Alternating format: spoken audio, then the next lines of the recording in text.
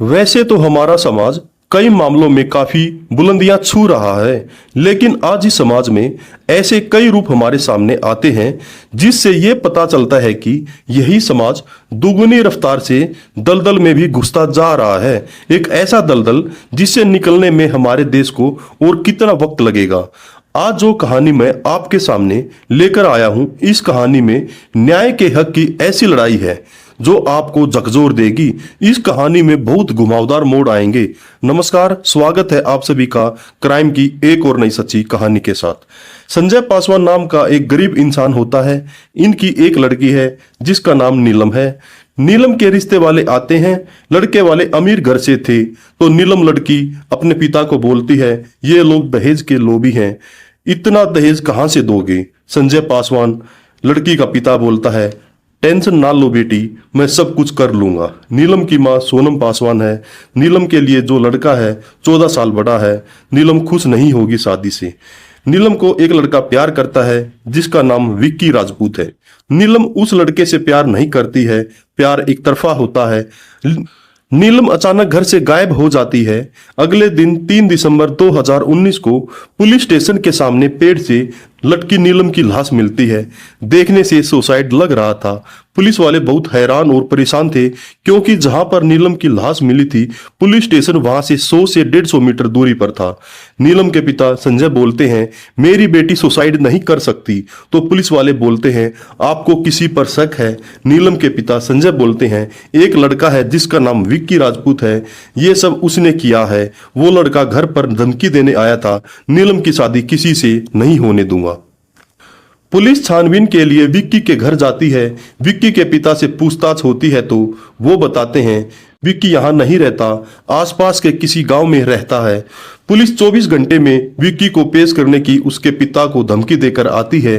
विक्की के पिता जो एड्रेस देते हैं वहां विक्की नहीं मिलता है। जहां पर नीलम को फांसी से लटकाया गया था वो जमीन भी विक्की के पिता के नाम है। माधोपुर चांदनी उत्तर प्रदेश से विक्की को पकड़ा जाता है। उससे पुलिस पूछताछ करती है। बोलता है, मैं नीलम से प्यार करता था, मैं कैसे मार सकता हूँ। विक्की बोलता है, नीलम ने कॉल करके खुद मुझे मिलने को बुलाया था। पुलिस वाले बोलते हैं, नीलम के पिता संजय पासवान ने बताया नीलम फोन नहीं रखती थी। विक्की बताता है, सर नीलम के पास फोन था। नीलम के पिता झूठ बोल रहे हैं, मेरा विश्वास करो सर। विक्की के फोन से नीलम का नंबर लिया जाता है जो नीलम के नाम से रजिस्टर्ड था। तभी अचानक पुलिस स्टेशन में एक अनजान आदमी का कॉल आता है। वो आदमी बोलता है, नीलम का मर्डर मैंने किया, तुम मेरा कुछ बिगाड़ नहीं सकते, तुम मुझे पकड़ नहीं पाओगे। पुलिस जिस अनजान आदमी की कॉल आई थी उसकी कॉल डिटेल निकलवाती है तो वो आईडी फर्जी मिलती है। पुलिस सोचती है विक्की तो हमारे पास है, तो फिर कातिल कोई और है। नीलम के पिता पुलिस स्टेशन आते हैं, बहुत ज्यादा हल्ला कर देते हैं। नीलम के पिता बोलते हैं, हमारी बेटी के शरीर पर चोट के निशान कैसे? जांघ की हड्डी टूटी हुई है, उसका रेप हुआ है। क्या हुआ है मेरी लड़की के साथ रेप? नीलम के पिता संजय पासवान बोलते हैं। पुलिस पूछती है, तुमको ये सब किसने बताया? नीलम की मां सोनम पासवान बताती है, सर कुंजन ने बताया है, क्योंकि शमशान जाने से पहले उसी ने नीलम को तैयार किया था।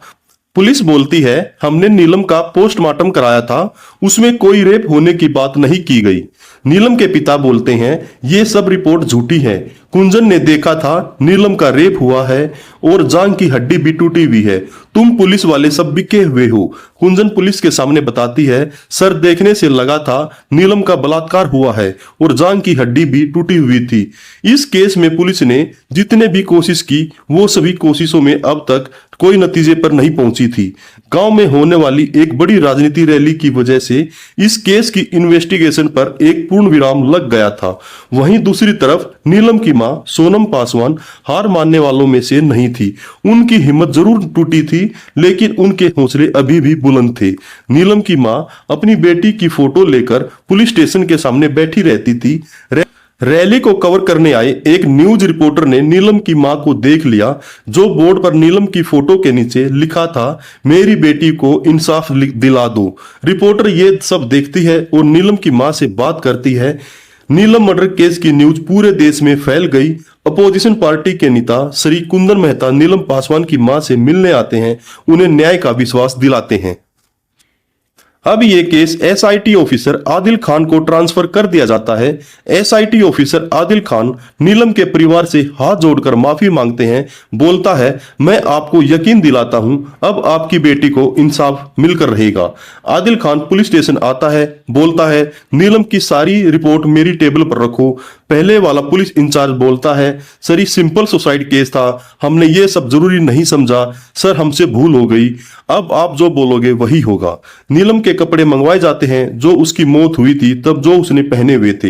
एसआईटी ऑफिसर बोलता है, लड़की के कपड़े फोरेंसिक लैब भेजो, पहले यह पता लगाना जरूरी है लड़की का रेप हुआ है या नहीं। अचानक विक्की का पिता विजेंदर मीडिया में आकर कुछ स्टेटमेंट देता है, बोलता है, मुझे पता है नीलम की मौत का सच। पुलिस विक्की के पिता से पूछताछ करती है, पूछती है, क्या जानते हो तुम नीलम के बारे में। विक्की के पिता विजेंदर बोलते हैं, मैंने मरवाया नीलम को, 4 आदमियों ने रेप किया, उसकी जांग की हड्डी तोड़ दी। नीलम के कपड़ों की रिपोर्ट आती है, 4 लोगों ने रेप किया।